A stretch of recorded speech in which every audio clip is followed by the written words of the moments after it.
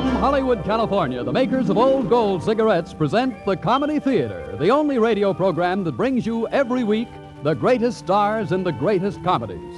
Tonight's play, True to Life, starring Dick Powell, Victor Moore, and Rosemary DeCamp.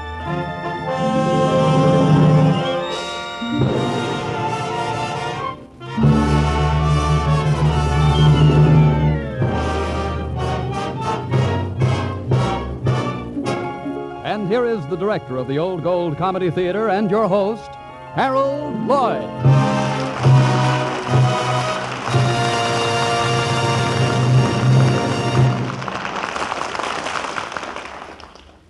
Good evening, ladies and gentlemen. You know, someone once said, the movies should be more like life.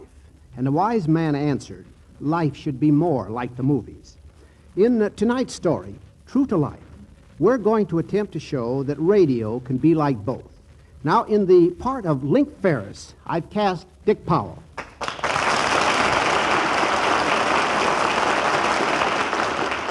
Thank you. Well, say, Harold, you forgot to tell everyone what kind of work I do. You're Link Ferris, and you and your partner, Fletcher Marvin, are the only two writers in radio making $1,000 a week apiece, while you're the kings of the daytime serials. Well, Kings ought to get more than that. I got to see my agent. Well, no, wait a minute. You weren't supposed to say that. All right, Harold. But you know, as one of the country's leading authorities on comedy, whom have you chosen to play Pop Porter? You know, that calls for one of the biggest actors in the character business. Right. So one of the biggest characters in the acting business is going to play Pop Porter. Victor Moore.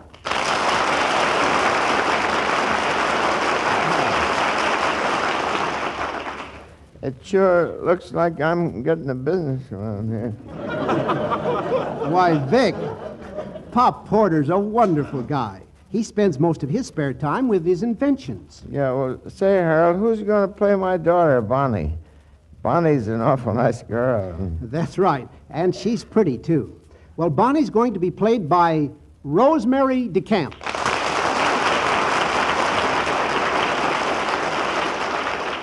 Will I do, Pop?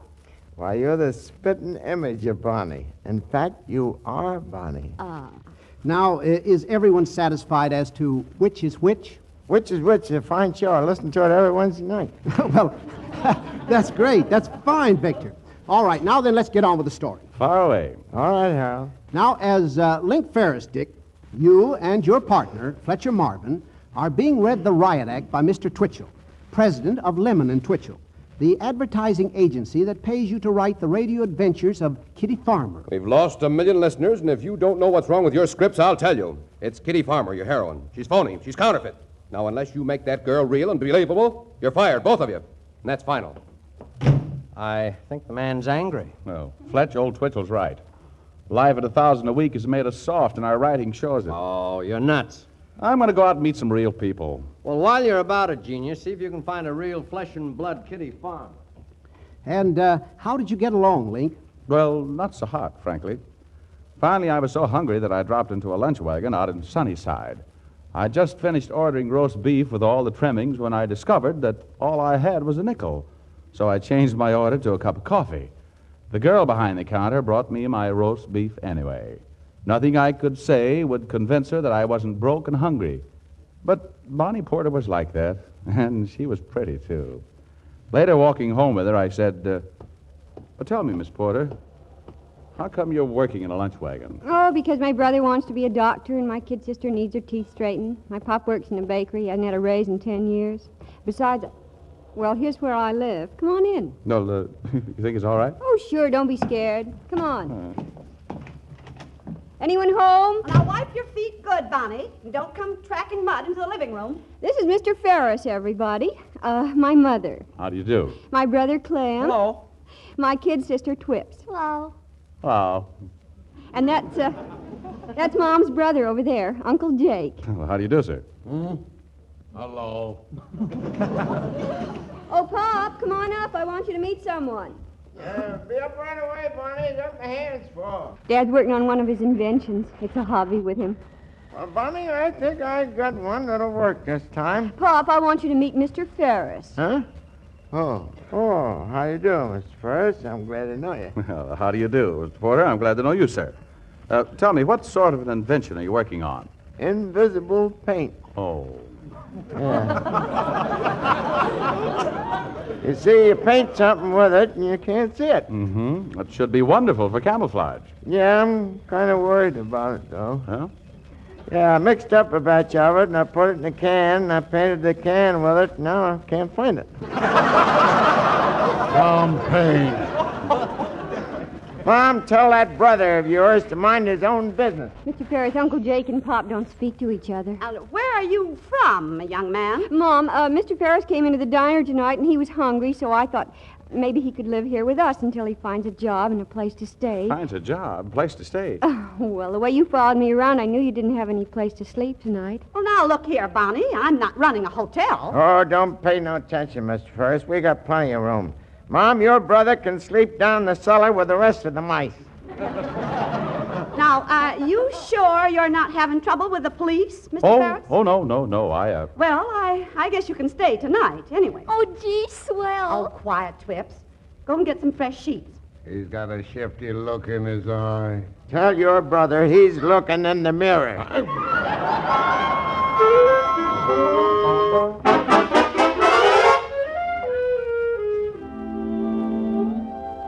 And that's how it all started. I had found a real kitty farmer. It was Bonnie Porter. I stayed on with the family and let them think I was out looking for a job. Actually, though, I was taking down everything they said. No one suspected that Fletch and I were putting the Porters on the air as the farmer family, true to life. Not even the president of Lennen and Mitchell, who said, Boys, I've read your first script. Congratulations. Why, Kitty Farmer's warm. She's real. She's human. And that family of hers, oh, they're wonderful. If you keep it up, you can keep it up. Well, there's plenty more material where that came from, Mr. Twitchell. Fine. Hey, Link, what kind of a dame is this, Bonnie? Oh, very ordinary. You wouldn't like her, Fletch. Not your type at all. Now, suppose Bonnie, Kitty, met another fellow. Rich, suave man about town. You know, give the story new complications. Don't you think, huh? No, I don't think. Go on, pound that typewriter.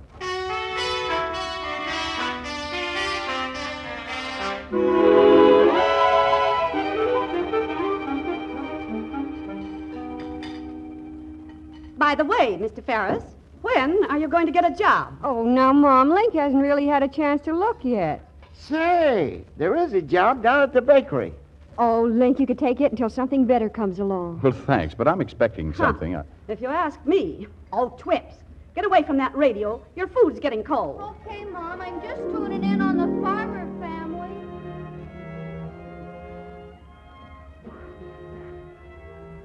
And now, ladies and gentlemen, we bring you another episode in the new series, The Farmer Family.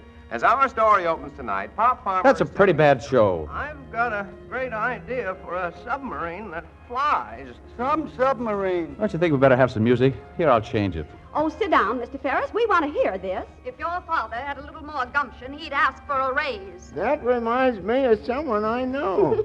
Sounds just like Mom. No. Link, what's the matter? Well, I've got the... Here. Hold your nose and drink some water. Oh, there's only one thing that will stop it. I gotta sing.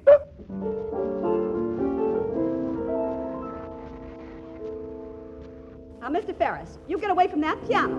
We want to hear this So song. there she was, yes, there she was. Link, But I didn't know you could sing. Well, that's just it. Your mother thinks I don't want to work because I won't take that job at the bakery. I've been trying to do something with my music. Oh, listen, Bonnie, do we have to have that radio on? No. Uncle Jake, turn the radio off. I want to hear this program, if you don't mind. Tell them we do mind. There. Say, Link, do you know Nellie Gray? Well, I think so. How does it go? Oh, my darling Nellie Gray, they have taken you. Now, who is that? Well, that's probably the neighbors complaining. I'll go.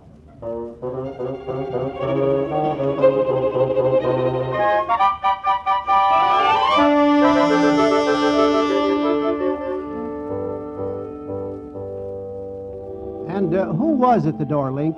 Well, it was good old Fletch, my AWOL partner. A-W-O-L? Yes, a wolf on the loose. Oh, He passed me by as though I were a total stranger and asked to use the telephone. Kept his finger on the hook while he called the cops and reported a phony holdup. He must have wanted to meet Bonnie pretty badly because he was dressed fit to kill. I was wondering what the bounty was on a wolf pelt by the time he said, Well, I'm afraid I must be going. And, Miss Porter, tonight has been an adventure in more ways than one. Oh, thank you. If you ever get held up again in this neighborhood, drop in. There's always someone home. well, I'll just see Mr. Fletcher to the door. Good night. Good night, everybody. Good night. Now, listen here, Prince Charming. Get back to the castle and start typing. Hey, Link, nice setup. I'll be glad to move in and do the research. Say, that Bonnie's a honey. Listen, brother. Mr. Ferris, I want to speak to you a moment, privately. Well, goodbye, Mr. Ferret. Ferris. Yes, I'll see what I can do for you. Now then, Mr. Ferris, I just thought I'd better tell you, at 5 o'clock in the morning, you either get up and go to work at the bakery, or you get up and get out. What time did you say? 5 o'clock. Oh, that's what I thought you said.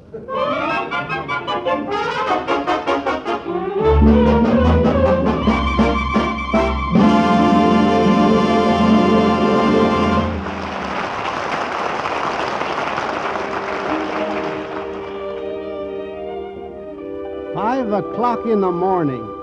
To anyone who isn't used to it, that's an awfully early hour to get up. You can say that again, brother. You get out of bed, you're half groggy, the rheuma's dog. First thing you know, you trip over your slippers and fall flat on your face. You start to get up and you hit your head against the bureau drawer. That certainly is one of life's minor annoyances. Why be irritated? Light an Old Gold. Yes, smokers, there's a world of solid comfort and pleasure in an Old Gold. So you're up now, and somebody forgot to turn on the heat. Your teeth are chattering like a magpie. You take one step, and this time you fall over one of Junior's toys. Why be irritated? Light an Old Gold. Old Gold's tobaccos are conditioned with apple honey, and this special conditioning process helps hold in the natural moisture, helps prevent cigarette dryness. By now you're in the kitchen. The coffee is weak and cold, and the toast tastes like charcoal. Why be irritated? Light an Old Gold. It's such a grand tasting smoke. Old Gold is a unique blend of many choice tobaccos, including imported Latakia tobaccos for extra flavor, extra pleasure, plus apple honey, which helps guard against cigarette dryness. That's Old Gold. Try a pack and see for yourself why they've tripled in popularity.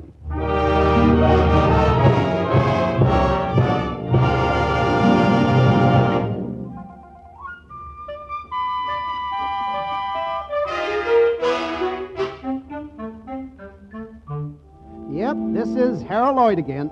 Mom, Pop, Jake, Fletch, Link, and Bonnie, all of them true to life. Well, let's get back to our confusion. So, you took the job at the bakery to stay on at the Porters, eh, Link? Yes, but that wasn't the worst of it. Fletch started a campaign for Bonnie, sent her orchids and a note. It was a dirty trick, and besides, my conscience was beginning to bother me. So right after dinner, I went to see Fletch at our apartment.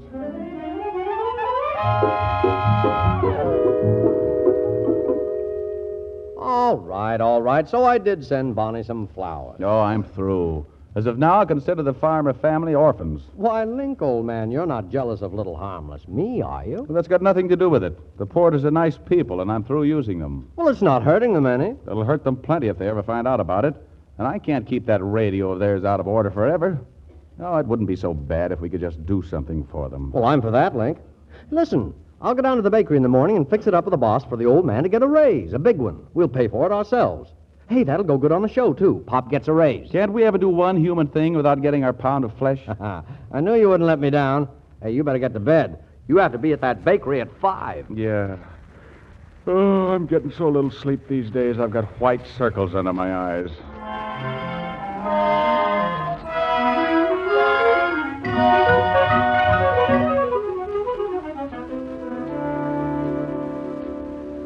Yes, sir, Link. Why, the boss ain't never given anybody over a $2 raise, and he gave me 10. I'm in the upper brackets now. Oh, you deserved it, Pop. Well, I bet you if that donut machine of mine had worked, he'd given me 20. If only they'd have come out with holes into them. Yeah, that's too bad. I think we should have cocktails and some of those hoary dories. before supper. Link, there's someplace I want you to take me tonight. Where? Well, it's kind of a surprise, and if I tell you, you might not take me. Well, how about it? Well, of course I'll take you. Any place you say.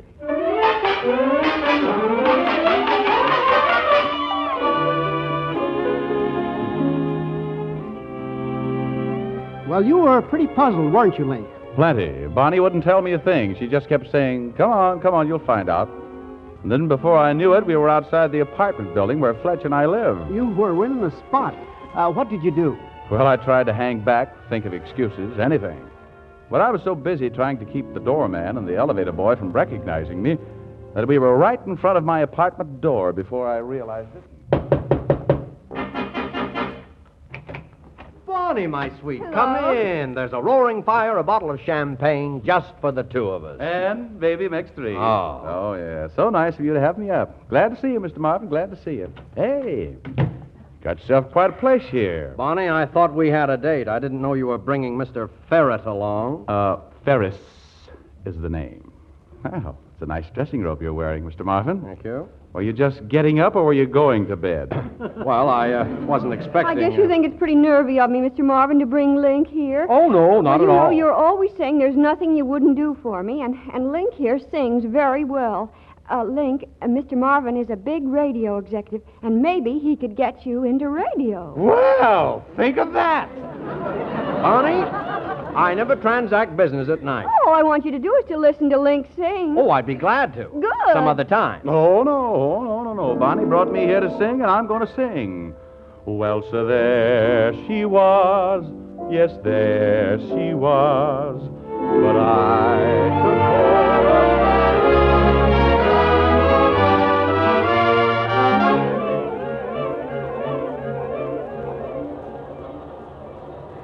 Suppose I did go to his apartment. I took you with me, didn't I? Yeah, but you made the date before you even asked me. Suppose I hadn't gone. You keep insinuating things, and so help me, I'll push you off the top of this bus. I warned you about that fella. He's a wolf. You should talk. You go out chasing every night. I've told you 1,000,000 times I don't go chasing. Should never have done anything for you in the first place. Maybe Mom's right. Nah, you're beginning to sound more and more like her. I hate you. I feel like I'm going to cry. Well, go ahead, if it'll make you feel any better. Wouldn't give you the satisfaction. Then don't cry. Why don't you go to her? Oh, there is no her. There's only you. Now, there. Are you satisfied now that you made me say it? Link, me?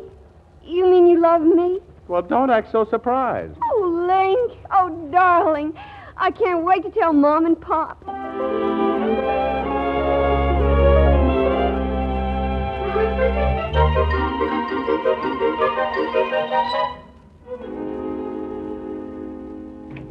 Mom, Pop, everybody, wake up. Well, what are you all doing up? We've been waiting for you. You and Mr. Ferris. What's the matter? Mr. Ferris, this is Mr. Mammal. I'm your Uncle Jake's lawyer, and we're suing you and Marvin, the advertising company, for $100,000. How do you like that, Mr. Ferris? What in the world are you talking about, Uncle Jake? Bonnie, whatever happens, I want you to know that I meant every word I said tonight. Huh? Yeah, him and that Fletcher Marvin, they're friends. They've been spying on us. We got the radio fixed and heard the whole program. We're that crazy farmer family. You've been writing down everything we said and done. Spies, Gestapo. This isn't true, Link. Oh, it's quite true, Miss Porter, and he's going to pay. Yeah, funny. But, Link, you were broke. We tried to help you. Well, I never said I was broke. Fletch and I just got started, and it seemed to get out of hand. Yeah, you made me an old crackpot with a lot of crazy inventions. And me a nagging old hen. And me a loafer. Positive defamation of character. You made a fool of me, you and Fletch. You've been laughing at me. Bonnie, tonight I practically asked you to marry me. That was on the level. Mr. Ferris, you're not welcome here. You better go. Yeah, go on. Is that the way you feel about it, Bonnie? How do you think I feel? Lying to me. Well, you even proposed to me just to get material for that radio program of yours. No, you can't believe that. I believe you're the lowest form of animal life, and I never want to see you again. Yeah, now Jake's the head man around here. I'll never get a break. I'm a lost soul.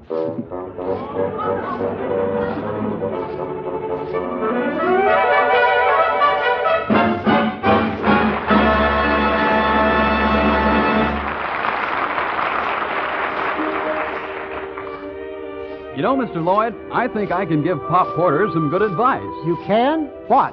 Why be irritated? Light an old gold. Yes, many's the time you'll come up against one of life's little annoyances, and then perhaps you'll heed our friendly suggestion when we say, why be irritated? Light an old gold. Now, a cigarette that's dry is a cigarette that's hot burning and harsh. And I don't have to tell you how a cigarette like that cuts down your smoking pleasure, becomes one of life's little annoyances. But Old Gold is a unique blend of many fine tobaccos, including a touch of costly, extra flavorful Latakia tobacco. Is conditioned with apple honey. This special conditioning process helps hold in the natural moisture, helps guard against cigarette dryness, to give you more smoking pleasure. And since we all want more smoking pleasure, it's easy to see why Old Golds have tripled in popularity. Yes, not only tripled in popularity, but billions of them are being shipped to our forces overseas. And remember, the greater the shipment, the greater the pleasure to our service men and women who smoke Old Gold. Now, we're extremely sorry there aren't enough Old Golds to satisfy all demands, and we're doing our level best to assure fair distribution. But keep in touch with your dealer and ask again for Old Golds, because it's certainly worth keeping in touch with a cigarette conditioned with apple honey to help prevent cigarette dryness. That's Old Gold.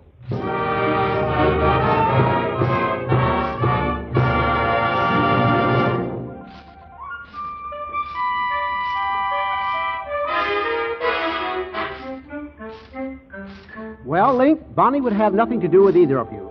And the Porters sued. What about Mr. Twitchell? Well, Harold, when Fletcher and I went down to see him the next morning, he seemed a little upset. Upset? Why, you blasted idiots, you've ruined Lennen and Mitchell. That's what you've done. I paid my good money for writers, creators, not a couple of peeping toms. Well, it was a good idea. Just backfired, that's all. Lawsuits, that's what I'm getting. You're fired, both of you. Then you'll never work again. I'll see to that. Now, wait a minute. I think I've got it. Now, look, we'll stay on the air. Tell the public there is a farmer family, but their real name is Porter. Tell them that everything they've heard or about to hear is true. That's an admission of guilt. Sure, but you don't have a case anyway.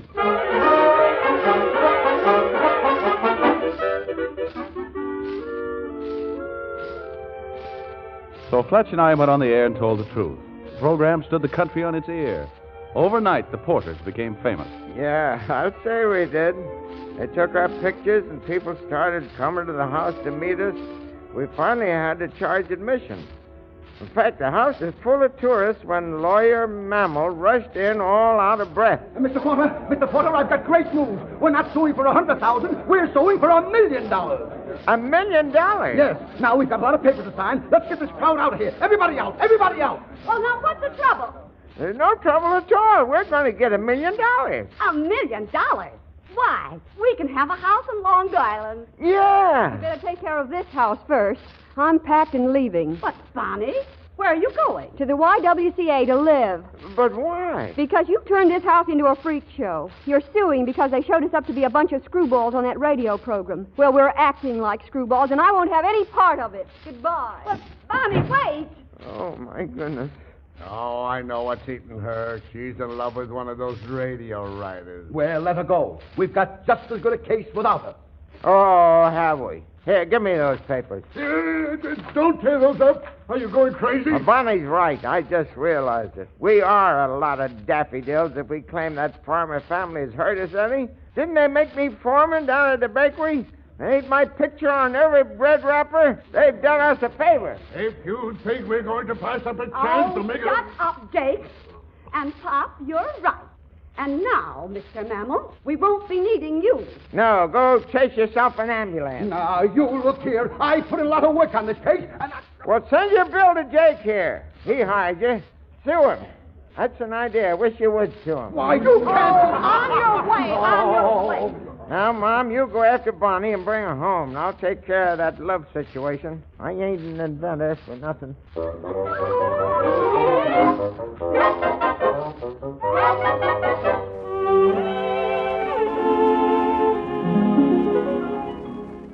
But, Pop, that love situation looks pretty hopeless to me. Oh, don't worry, Harold. Me and Mr. Twitch will fix it up so that I could get the boys over to the house and get Bonnie to decide which one of them she was in love with. And broadcast it, too, on the radio. So from Maine to California, they'd know her answer. Broadcast it? Did Bonnie agree to that? Oh, Bonnie didn't know nothing about it. Neither did Link or Fletch. You see, them fellas from the radio station came here beforehand and put a microphone in a vase of flowers right on our own dining room table. Oh, it was exciting. And then when time came to go on the air, I just managed to get Bonnie up close to that vase. She didn't even suspect a thing when in walks Link and Fletch.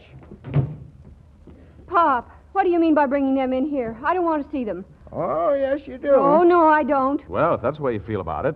Oh, no, you don't. No, nobody leaves this room until we talk everything over. There's nothing to talk about. Yeah, you're right. Let's get out of here. Now, wait, boys. Bonnie, you know you're in love with one of these boys. 30 million people out there are waiting for you to make up your mind. Now, which one of them are you going to marry? I'm not going to marry anyone. Is that clear? I won't stand for this. Now, just a minute. Just come back here to this table. I'm not through yet. You listen to me, Bonnie. Ever since the night Link left, you've been mooning around the house like a stray cat. Oh, I have not. Don't let her fool you, folks. What? I want to repeat that. Now, Bonnie, look, Bonnie, if you're just being stubborn, I want to repeat it. I love you. Yeah. Hey! Now we're getting someplace, folks. Are you feeling all right, Pop? No, look, Bonnie, let's not fight like a couple of kids. I wouldn't marry you if you were the last man in the world. Bonnie, does that mean you're going to marry Fletch? It does not. Really? Well, at least he's an improvement over you. Looks like she's proposing to you, Fletch. Doesn't it, folks? Well, I'd consider it a very great honor, Bonnie, but... Bonnie, he's a Jekyll and Hyde. You wouldn't put up with him for a week, and he knows it. Link's right. You know, when night begins to fall, something happens to me. My fangs begin to drip. Why, what do you mean? Well, he likes to prowl. Oh, wonderful. We'll prowl together. Hey, but Bonnie... Well, in that case, I'll leave you two lovebirds Hey, alone. now, Link, wait a minute now. Yeah, hey, come back here, Link. Wait a minute. All right, Bonnie, but let's stop this pretending. Are you going to marry me or not? Well, if you don't mind taking a girl who's almost been turned down. Whoopee! She's going to marry Link. I hope you folks listening in are as happy about this as I am. Whoopee! Hey! Oh, my goodness, I broke your mother's best vase. Pop, what's that microphone doing there? Why, we're on the air right now. So you boys have been up to some of your old tricks. Why, you... Now, Bonnie, wait. Oh, I'll show you, Link Ferris, you lying, cheating rascal. Now, Bonnie, stop it. Ouch, Bonnie. Oh. Mom's best dishes. The boys didn't know anything more about it than you did. They didn't? Oh. Oh, Link, darling. Oh. Folks, this is Pop Porter signing off saying, ain't it wonderful? Mom and me started out this same happy way, and I never regretted a minute of it. Have I, Mom? No, I haven't. I mean up to now.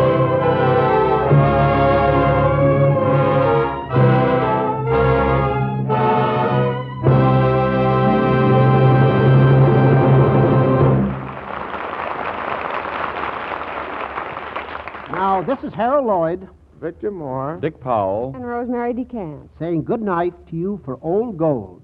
And I hope you'll be with us again next Sunday when the Old Gold Comedy Theater presents Linda Darnell, Lee Bowman in The Vacious Lady. See you then.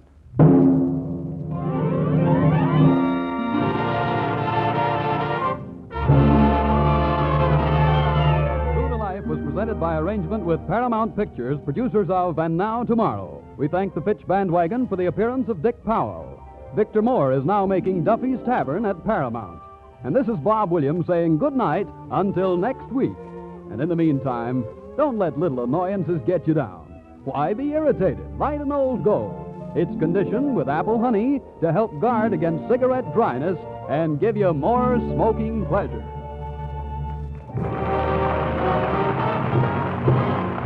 This is the National Broadcasting Company.